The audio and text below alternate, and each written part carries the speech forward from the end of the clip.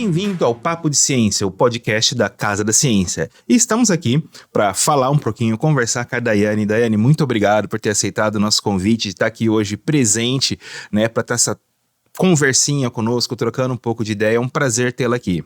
Oi, primeiro, muito obrigada. Eu que agradeço pelo convite.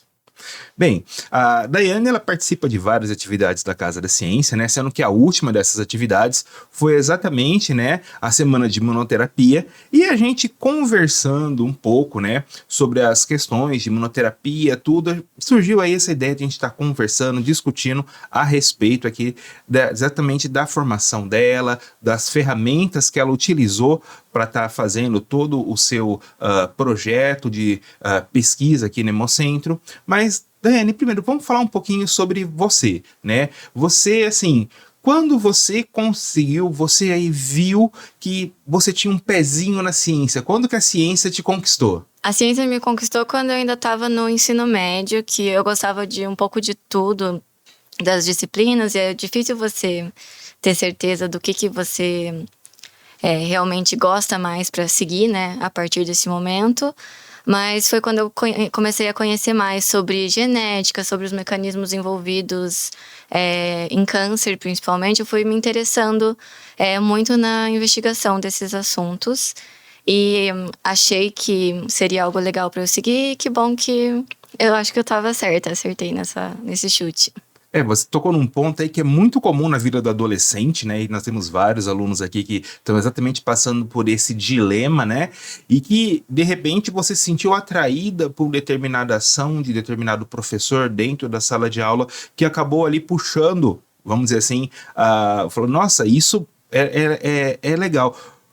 Mas veja, você teve, como você falou, gostava um pouco de tudo, né? Teve alguma atividade que esse professor fez que de repente, assim, foi aquela, você falou, uau, é isso que eu quero? Ou teve algo que ele, vamos dizer assim, usou para de repente ele te conquistar?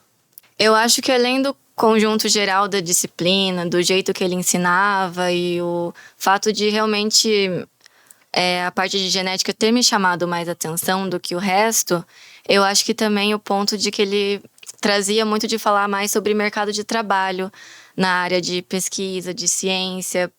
Ele falava muito sobre as possibilidades dentro da biotecnologia. E eu acho que isso muitas vezes não é trazido pra gente no ensino médio. Às vezes a gente está aprendendo muitos conteúdos, mas nem sempre sendo comentado pra gente.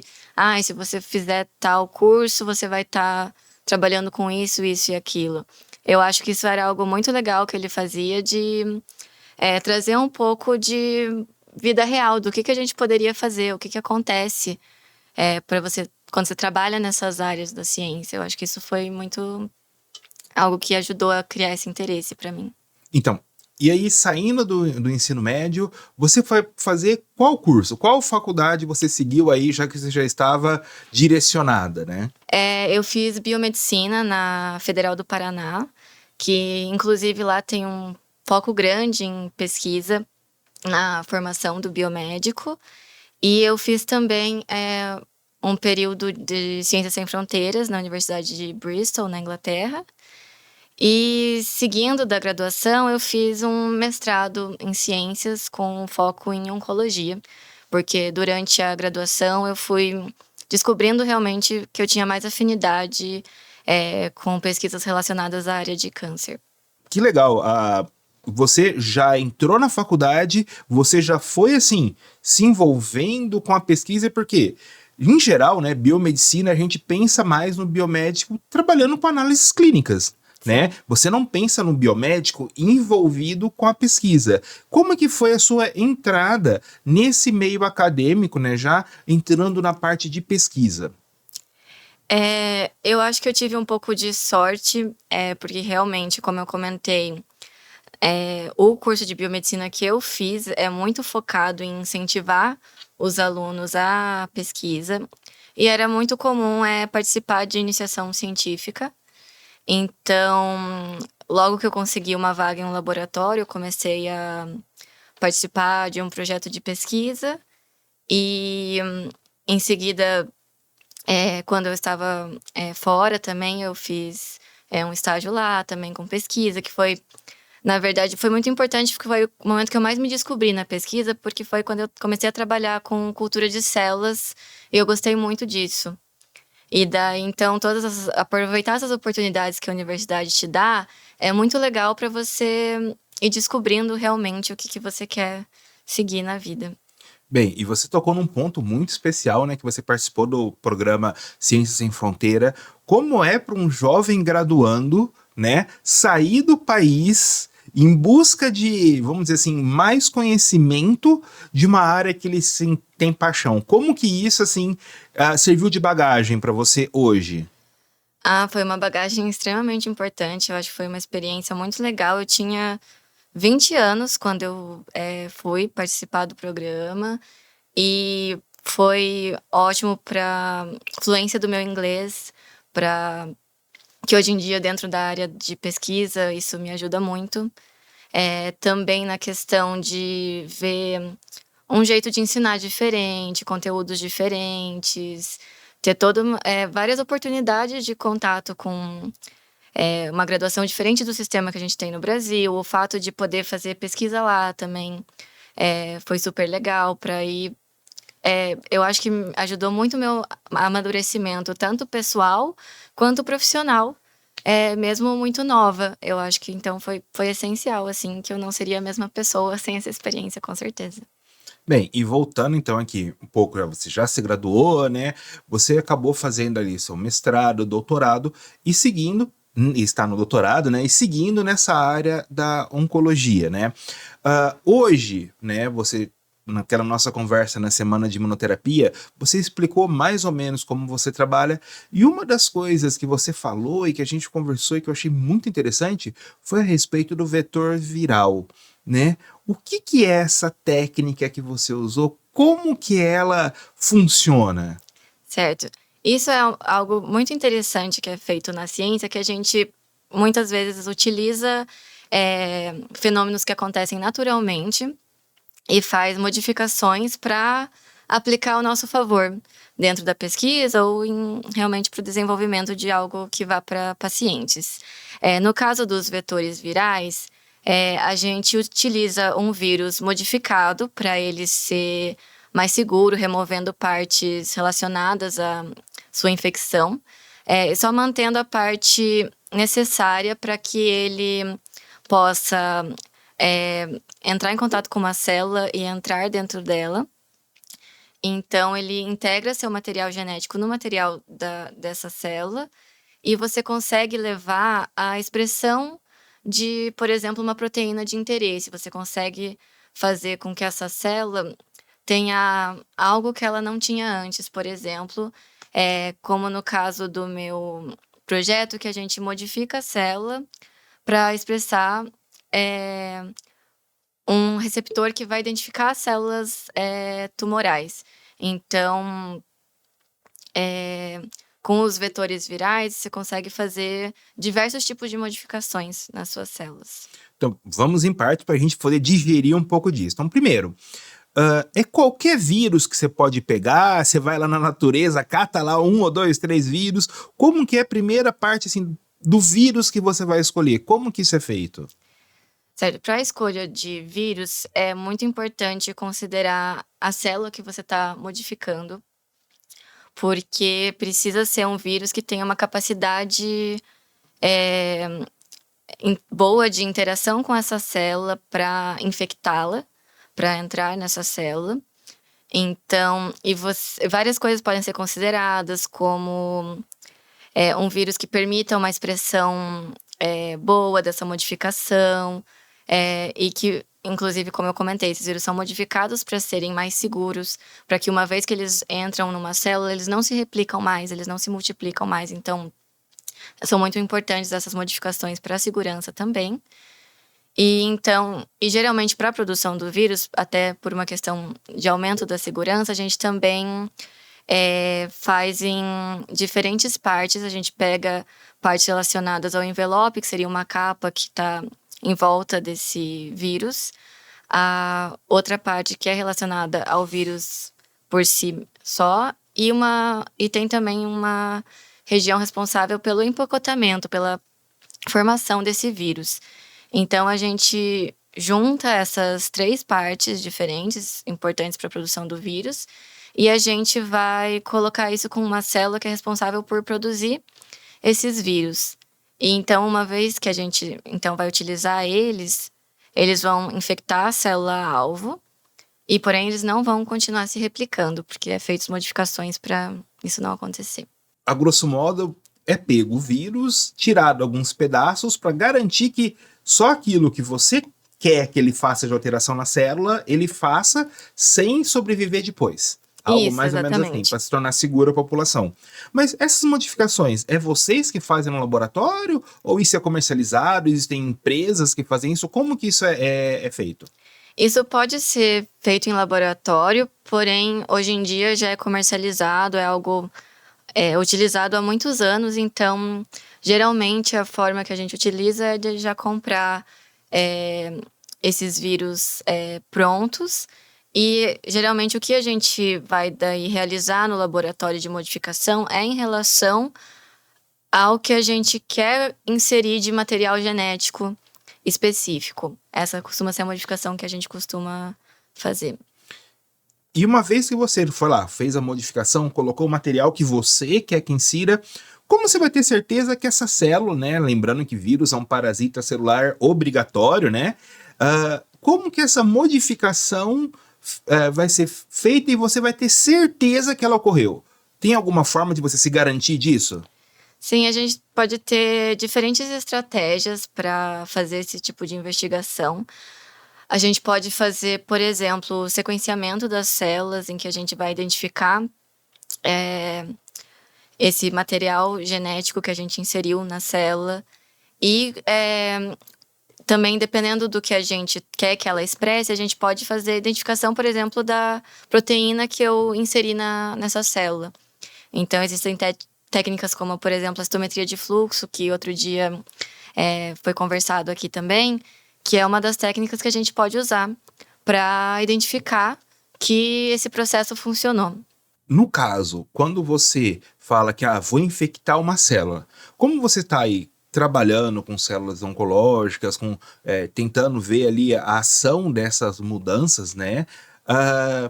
Essa célula vem da onde? Você pega de um paciente, é doação, é comprada? Como que é feito? Já vi uma parte do vírus, agora como que é feita a parte do estudo na célula? Certo. No meu caso, a gente usa células do nosso sistema de defesa para modificar elas com esse material genético de interesse, porque a gente quer que elas sejam mais capazes de reconhecer células tumorais e fazer a sua eliminação.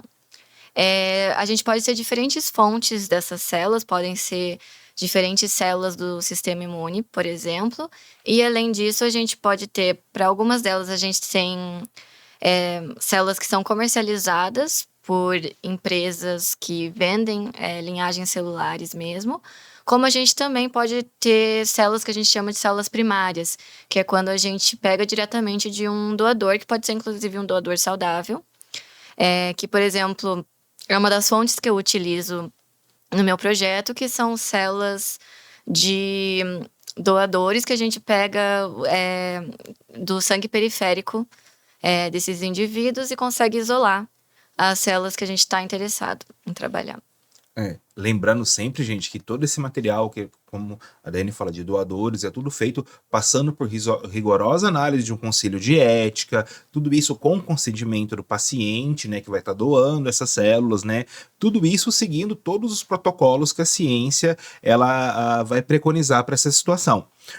No caso de células comerciais, né, tem alguma vantagem em usar esse tipo de célula? Não é mais fácil já pegar logo de um doador e evitar, assim, vamos dizer assim, intermediários na nossa conversa? Cada fonte diferente vai ter as suas vantagens e desvantagens.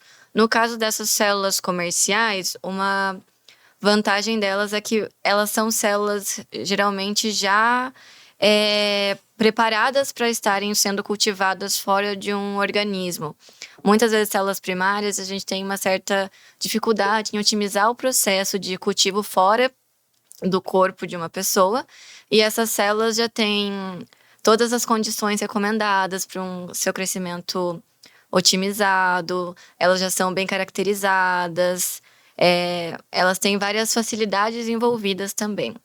Bem, nós tivemos esses dias um outro podcast aqui onde a Mari falou exatamente dessa parte do cultivo celular, né? No caso, ela usa essa ferramenta, você também usa. Existe, por exemplo, uma troca entre materiais ou cada um tem o seu e vocês usam a mesma técnica? Como funciona essa questão dentro do laboratório? A Mari, inclusive, é do meu grupo de pesquisa e é muito importante essa interação entre os pesquisadores, assim, para o melhor desenvolvimento da pesquisa. Então, a gente se ajuda muito com diferentes técnicas, sempre ajudando o outro quanto possível, ou ensinando algo que é novo para um e outro tem experiência. A gente compartilha muito conhecimento e se ajuda muito também, de às vezes uma célula que alguém está cultivando e o outro está ajudando também. A gente tem um trabalho em equipe que é muito importante para o desenvolvimento das pesquisas. Realmente essa troca de informação, né, entre o pessoal do laboratório é muito importante até mesmo para a discussão de resultados, né? Essa conversa acadêmica, né? Esse burburinho de laboratório que ajuda a ciência a progredir. Mas assim, as células que ela acaba fazendo, né, e que você também produz, elas são as mesmas células, você pode utilizar as células dela. Tem diferença entre essa que vocês estão montando e uma célula, por exemplo, comprada de uma farmacêutica? Como funciona aí vamos dizer, esse rebanho de células, desse cultivo, essa fazendinha celular de vocês? Em relação às células, a gente, no meu grupo, a gente usa em comum a mesma célula do sistema de defesa, que são as células chamadas de Natural Killer, NK. Então, as mesmas células que a Mari cultiva, eu também utilizo, e outras pessoas do grupo, todo mundo nas etapas do seu projeto acaba tendo esse envolvimento de cultivo celular. E, inclusive, aí o que entra de principal diferença entre os nossos projetos são que geralmente em relação à modificação que a gente faz nessas células. Então, a gente utiliza a mesma célula NK, tanto eu quanto a Mari, por exemplo. Porém, eu trabalho como alvo câncer como leucemias e linfomas, e já a Mariane trabalha com alvos de tumores cerebrais. Então, a modificação que a gente faz na célula é diferente, porém, a gente usa a mesma célula imune para trabalhar. Você chegou num ponto agora muito importante, né? Câncer. Veja, em geral, o público, né? Quando ouve essa palavra, né? Eu sou de uma geração onde essa palavra você não dizia, era aquela doença. Hoje, né, até mesmo pelo avanço da ciência, por se conhecer mais a respeito, se sabe muito mais sobre os vários tipos de tumores, né? Mas ainda fica para o público leigo que todo câncer é igual, todo câncer é uma coisa só. No caso, para você assim, passar um esclarecimento um pouco melhor, o que caracteriza uma célula cancerosa? Tem vários tipos, por que a gente tem essa diferenciação nesse tipo celular? Eu acho que você comentou algo muito importante, que justamente o câncer não é uma doença só. Isso é muito importante e é isso que torna tão difícil o tratamento, de por que a gente tem tantos tratamentos diferentes e por que nem sempre um mesmo tratamento vai funcionar para todos os pacientes. Para o desenvolvimento do câncer, a gente tem geralmente uma combinação de alterações numa célula daquele indivíduo. Então, geralmente vai se iniciar num tecido específico, por exemplo, como um câncer de mama, que uma população de células vai começar a ter alterações. As células têm um processo muito controlado em relação ao seu funcionamento, à sua divisão, ao seu comportamento fisiológico. Ele é extremamente controlado. Porém, com o tempo, pode acontecer uma alteração que prejudique esse controle, e então vai tendo, com o passar do tempo, talvez acúmulos de alterações. E chega num conjunto de tantas alterações que a gente consegue...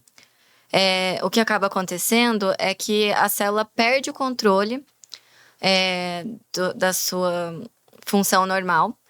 E então ela tem, por exemplo, um crescimento descontrolado, que isso vai começando ao desenvolvimento de um câncer. No caso, né, de uma célula, de uma pessoa que ela tá aportando câncer, é comum escutar falar câncer benigno, câncer maligno. Como assim? Por que dessa diferenciação? A principal diferença é que o câncer maligno, a gente tem uma invasão de tecidos adjacentes, além do tecido em que iniciou esse tumor. E no maligno a gente tem o que é um termo que às vezes as pessoas já escutaram, que se chama metástase, que é quando um câncer se espalha pelo organismo para outros órgãos. Então, por exemplo, um câncer que começou na mama, como eu tinha comentado, ele pode ir também, por exemplo, para os ossos daquela pessoa, para uma outra região também do corpo. E isso é o que geralmente caracteriza um câncer maligno. Ah, tá. E o benigno, o que ele vai estar ali tendo? Ele é benigno porque faz bem para a pessoa?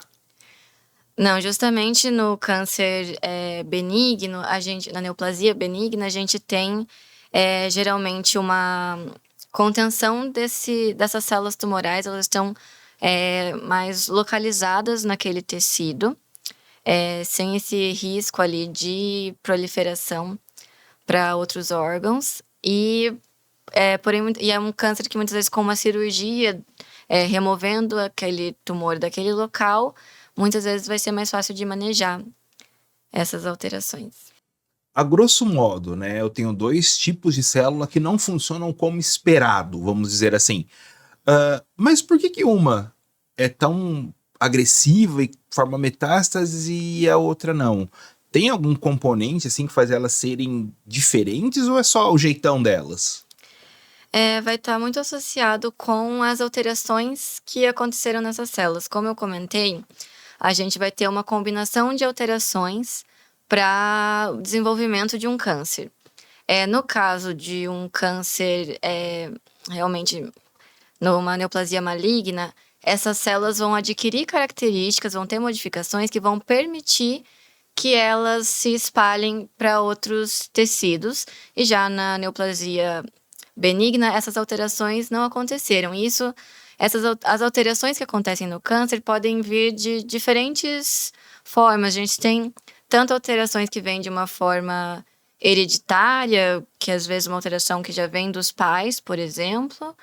Mas para realmente a ocorrência de um câncer, a gente tem também alterações novas que podem acontecer simplesmente por um defeito que a célula vai adquirir com o tempo, por estar existindo há bastante tempo. A gente tem fatores externos que podem interferir, como a gente sabe que radiação solar, que vários componentes podem também ser favoráveis ao desenvolvimento do câncer, porque eles vão estar fazendo as modificações acontecerem. Então, a célula que consegue se espalhar consegue adquirir alterações que façam ela poder sair do tecido que ela está contida e ir para outras regiões. Os seus vírus, né, o seu vetor viral que você utiliza, ele vai atuar nessas células? Ele arruma essas células? Ou como o seu vetor viral ele vai estar funcionando para eliminar esse câncer? No caso do tipo de alteração que eu trabalho, a modificação que eu faço com o vírus é, na verdade, em células do nosso sistema de defesa, aquelas células NK que eu comentei. A ideia dessa modificação seria fazer com que essas células tenham uma capacidade melhor de identificar as células tumorais e fazer a sua eliminação. Porque as células do nosso sistema de defesa, elas têm naturalmente uma função de eliminar células que estejam com alguma infecção, por exemplo, de vírus ou com alguma alteração que ela deveria ser eliminada.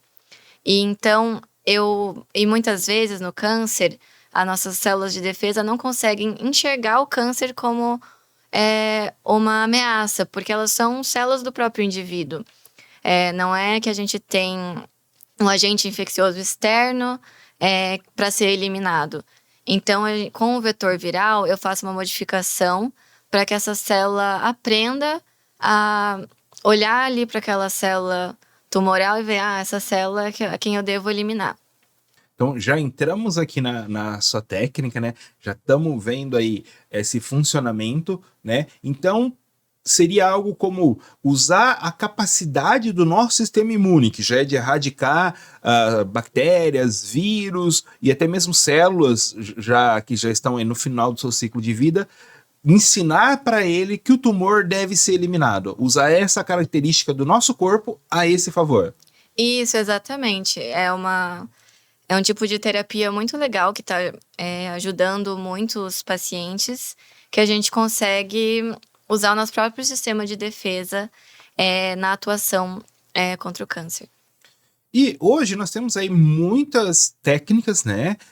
Antigamente a gente falava só em quimioterapia, radioterapia, agora temos o uso de células, né, TCAR para estar auxiliando nisso. Mas para que eu vou ter tantas terapias? É necessário isso? Sim, é necessário realmente, porque como eu comentei, câncer não é uma doença só. E então a gente ter uma combinação de diferentes tratamentos que a gente tem como usar para os pacientes vai aumentar as possibilidades de cura dos pacientes. Pensando do ponto de vista do nosso sistema imune, que por si só já é muito complexo, né? E nessa, vamos falar assim, turbinada que é dado por essa técnica, você acha que, por exemplo, num futuro, eu sei que é algo que não é para hoje nem para essa década, utilizarmos essa técnica para atingir outros tipos de doenças, vírus, bactérias, tornar isso como uma técnica, vamos dizer assim, banal de tratar problemas de saúde humano?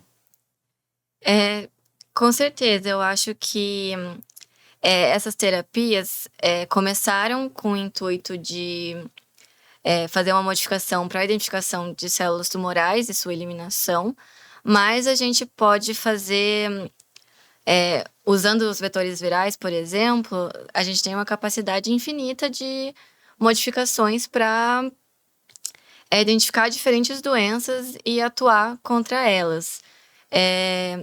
E a gente, inclusive, dentro da pesquisa, a gente tem diversos grupos que estão usando diferentes células do sistema imune e diferentes modificações para desenvolver tratamentos para diversas doenças além do câncer. É bom a gente lembrar, né, que essa é uma técnica muito promissora, mas que ainda está no começo. Né, nós ainda estamos entendendo todo o maquinário de como essa célula se comporta a partir do momento que ela foi alterada, né, exatamente para colher os melhores resultados no futuro. Né? Você falou agora há pouco, né, que a Mari trabalha com tumor cerebral, a Mara também esteve aqui falando com a gente no podcast, também deu uma pincelada na linha de pesquisa dela. No seu laboratório, vocês têm qual é o foco do que vocês trabalham no laboratório? Qual que é, assim, o pano onde vocês aí tecem toda essa ciência produzida? O nosso grupo de pesquisa tem como foco o desenvolvimento de terapia celular para diferentes cânceres, utilizando as células NK. O que a gente tem comercialmente já aprovado e já sendo aplicado em pacientes são terapia celular utilizando células T, que são outro tipo de célula do sistema de defesa, modificadas com um receptor antigênico quimérico, que é o que a gente chama de CAR, que é um receptor que permite que a célula identifique a célula tumoral. Então, no meu grupo, a gente está tentando desenvolver também essa terapia usando outro tipo de célula do sistema imune, as células NK. O interesse em usar essas células é porque, com as células NK, a gente poderia conseguir células de diferentes fontes, inclusive de doadores saudáveis, para a gente ter, às vezes, já um produto pronto para aplicação nos pacientes, que geralmente com as células T são utilizadas células do próprio indivíduo, do paciente com câncer. Aí nós temos até, se a gente for pensar do ponto de vista saúde, né, que aquele indivíduo, quando a gente usa a célula do próprio indivíduo doente, o indivíduo já está debilitado, às vezes você tem até complicações que podem causar a retirada dessa célula do sistema imune dele, né? Então seria algo como você ter lá na sua estante, né, aquele material já pronto para oferecer para o paciente. Isso, exatamente. Isso seria muito interessante, tanto em questão de tempo para esse paciente, que vai estar muitas vezes debilitado, já recebeu alguns tratamentos, por exemplo, e não respondeu, e tem-se a ideia de tentar com a terapia celular, essas células desse paciente podem não estar saudáveis para sofrer essas modificações com os vetores virais, tem questão de tempo de produção, que pode ser um tempo que o paciente talvez não tenha. E também a gente tem a questão de que, por ser uma terapia muito específica para cada indivíduo, se a gente tem uma terapia de prateleira para oferecer, isso poderia também diminuir o custo desse tipo de tratamento. Mas esse é um assunto que nós vamos aprofundar numa conversa com as meninas, né? Vamos fazer aqui uma conversa nós 4 para discutir um pouco essa visão do que é feito no laboratório. Mas para a gente estar finalizando, né, a nossa conversa de hoje, você, né, que começou lá no ensino médio, né, sendo fisgado por um professor que estava trazendo tópicos de genética e hoje está aqui, né, quase finalizando o seu doutorado, né, já passou, foi estudar fora do Brasil, tudo. O que você hoje daria de conselho para aquela daí lá atrás que estava pensando em seguir carreira acadêmica?